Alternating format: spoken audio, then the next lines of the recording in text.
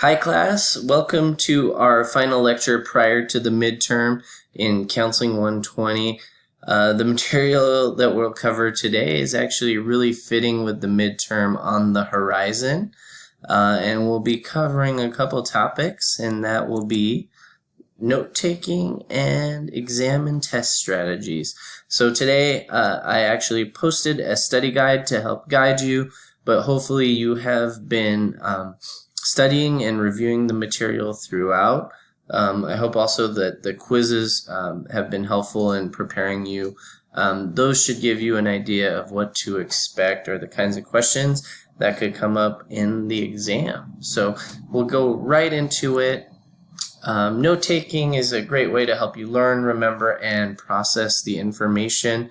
There are ways and strategies to take good notes, believe it or not, and we'll talk about it today. We want you to use the method that works best for you. So that's what I want you to take away from this is that there are a lot of different ways you can do it. You can use the methods we talk about, maybe adapt some of the methods to create a hybrid of your own, but we'll start with the process flow. Note-taking is observing, then recording, then reviewing. Okay, that is the process flow. And we'll start with, what does it mean to observe? Well, observing starts with cluing in on what is important. Some of the clues you may get from the reading. You may also get some clues like keywords and bold phrases in the reading. The instructor may also give you a number of clues, which we're going to talk about too. Again, as I said, use the method of note-taking that works really well for you. If you're someone who does well writing notes by hand, that's terrific. If your class allows you to use electronic devices and a laptop or tablet's helpful, go with that. So again, be sure to check in and consult with your instructor on that as well. And when you're in class, again, you're usually in class for a certain amount of time. Do everything that you can to be present and not be distracted, because you're really going to want to look out for those clues and hints that the instructor gives or that are discussed in class in the observation piece. A strategy used by Dave Ellis that's talked about is in Becoming a Master Student is sitting front and center. And Ellis's argument is that by sitting front and center, you avoid distractions and are actually closer to the instructor and closer to the lecture. So for example, if you're off to the side or in the back, there can be distractions and things that get in the way and impede. You can see and hear better in most cases by sitting front and center. So Ellis highly suggests that if you have the option for that in your in-person courses. So want to talk about observing and some of the clues again. First and foremost, if you can, really participate in your classes, in the discussions when the instructor asks for feedback or asks for your input. Being engaged will help you understand things a lot better. Other clues that you can pay attention to are repetition. So if the instructor says something more than once, it's probably really important to note that down. Instructors will also use language and clues in their wording. So oftentimes with courses and lectures, there will be an overview, an introduction. They'll go into the content, they'll conclude and summarize, right? So pay attention to the clues when they're introducing something or transitioning or even concluding a topic or a lecture. It's also key to pay attention and read the instructor. And what I mean by that is looking at their body language and interest level when it comes to the topic. You may see them get really excited when they're talking about something or provide emphasis in the tone of their voice. So pay attention to that body language and their attitude when presenting specific material, as that can clue you in on something that's important. In the event that you do have to miss a class, and I hope you don't, be sure to communicate with the instructor and see what you can do to catch up and perhaps make up any work. Also, it's key to connect with classmates. Your classmates are great resources, and if you miss a class, I would highly recommend having a buddy to connect with so that you can catch up. And be sure that if a classmate's on the other side of that you pay it forward and support them and help them catch up with notes too. It works both ways.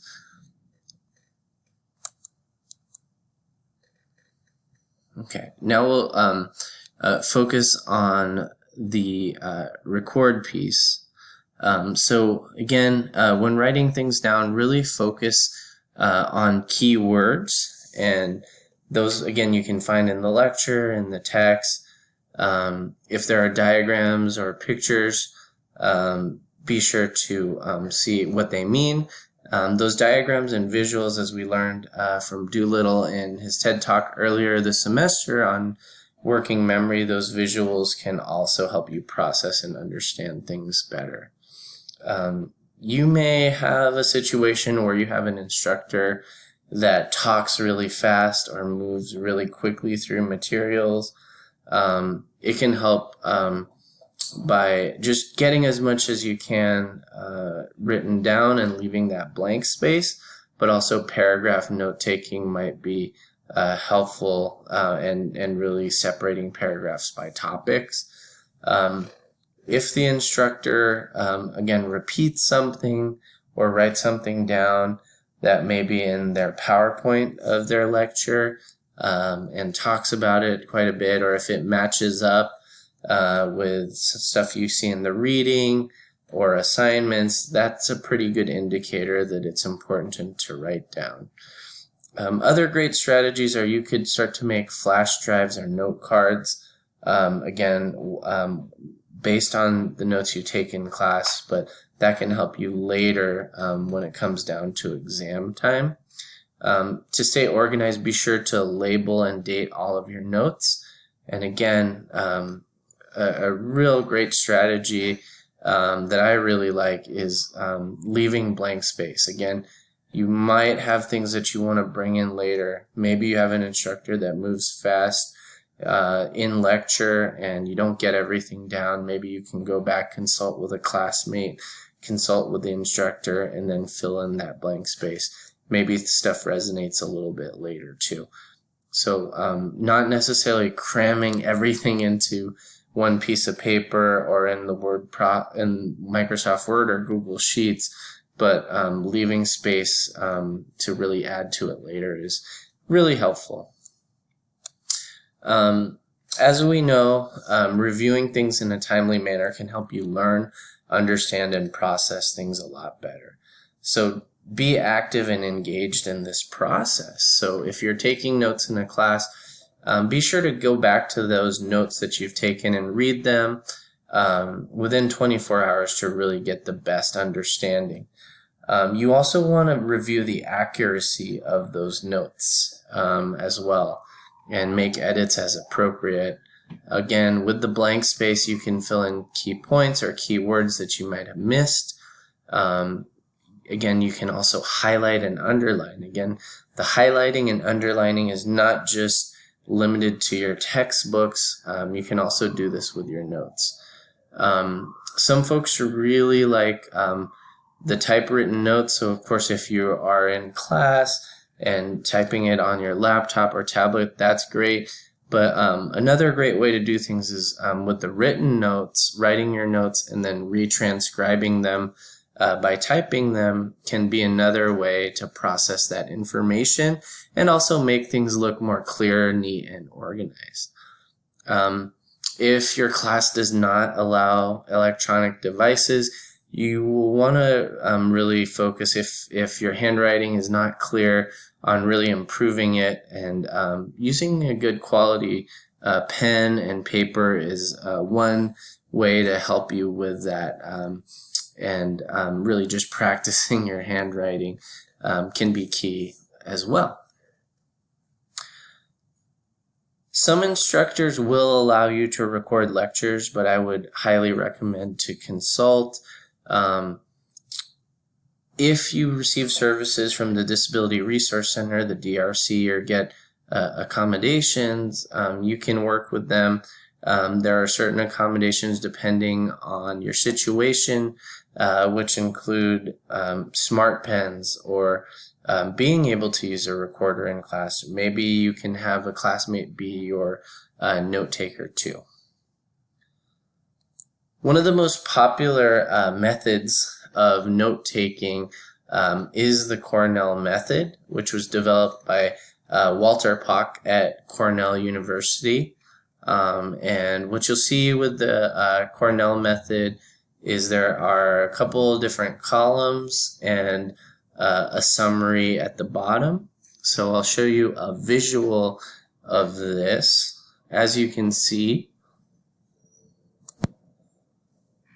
you have the note-taking area on the right, the Q column on the left, and summaries on the bottom.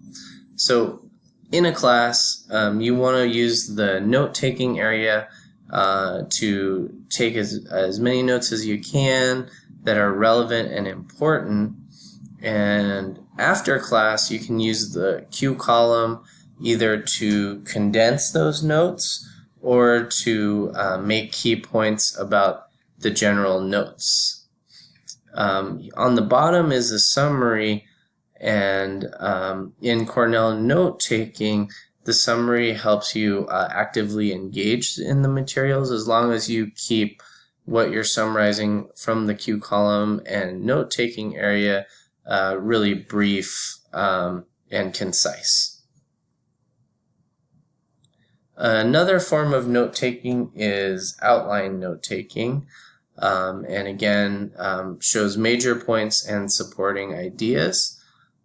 So we'll show you an example from Counseling 120 of note-taking as far as educational goals. Okay, so you'll see a few different levels. So first level headings. So in this case, the first level heading is educational goals at community college. So that is big. Second level headings also appear. So in this case, an example of second level heading is the types of educational goals. So the first level main topic is educational goals. The second level is the type. So there's A, certificate, there's B, associate degree, and C, transfer. Okay.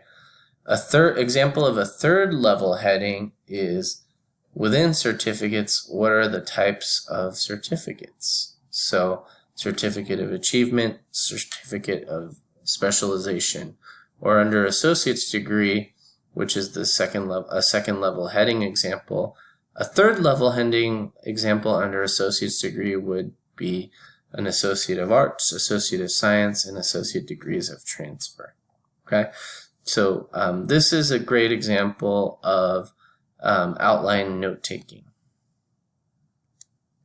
And you can see how there are relationships between ideas.